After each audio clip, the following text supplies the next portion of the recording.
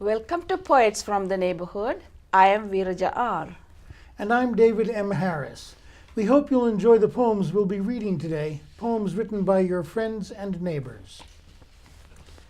We start with Disappearing to Reappear, an Eclipse poem by K.C. Perkins.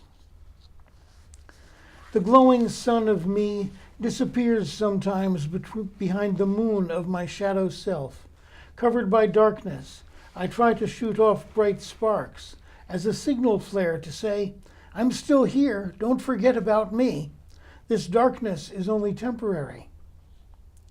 And then something strange happens with the shades of depression and sadness and caution and stuckness. If I give in to them completely, if I fully embrace these feelings with stillness and silence and confirmation and respect, then my diminishing light starts to shine brighter. The eclipsing of my sun brings my radiance into greater perspective, magnified by the moon, the light now validated by shadow.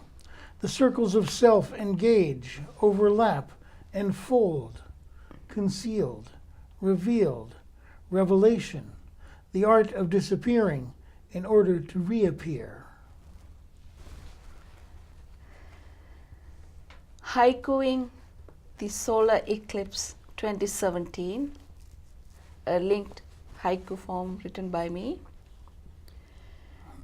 Blissfully witness 18 parks across the state, children and the old, crowd in one big gasp as totality eclipse covers Tennessee. Finger Lakes by Catherine Moore. We left the watershed and 5 states in between to rest in the palm of the plains. A dry wind pushed our car away from tree-lined roads into a gully of a hometown. We always miss the deep blue of Seneca when burrowed in the tan and beige of our home. My favorite summers drown weeks into days. 5 sunsets after our trip, I can no longer see or listen to the playing across lake water. I close my eyes to dream, to remember how morning danced along Honeoye, how the moon entranced on Hemlock. A Dark Forest by George Spain. Her life was spent finding fault in others. She carried a large bag over her shoulders, filled with all of her injustices, a load that had grown so heavy it bent her face forward, fixing her eyes upon the ground, searching the dirt for footprints of those who had done her wrong. Their tracks were everywhere, making a wide track that led her far, far back into the fears of her life. A path so deep she could not climb out, taking her deeper and deeper into the darkness as the bag grew heavier and heavier.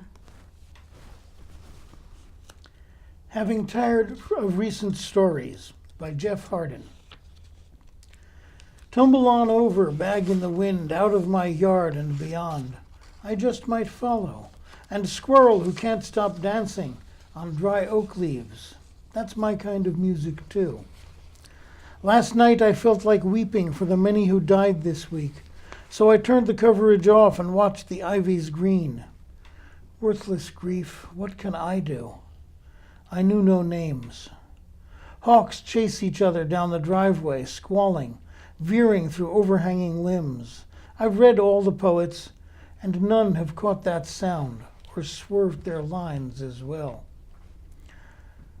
We are here together for a while because we've seen so much no one person can grasp or bear it all. We shield each other so the light won't clutch us, fill us, turn us out into the dust. After the giant wave, some loved ones we know will not be seen again. I still have hope a stunned survivor says. So quickly then prayers begin to lift for her, and now this one. Mother Earth, an epistolary poem written by me, VeerajaR. My child, oh, hear me out. I come from the Orient, culture that reveres patience. Mother Earth, of great green mounds, milking the heavenly clouds, spring the rivers high and fall loud, lavishing the color palette of valleys, rolling lazily into the ocean belly. For another upheaval of weather, cycle of monsoons and rain gather. Mother Earth most patient, of all mothers, most ancient. We stomp on her with every step. She sighs with pride, not whimper or weep, swathes us in endless daily blessings, every day a new flower brightly blooming. Hear her out for everyone's sake.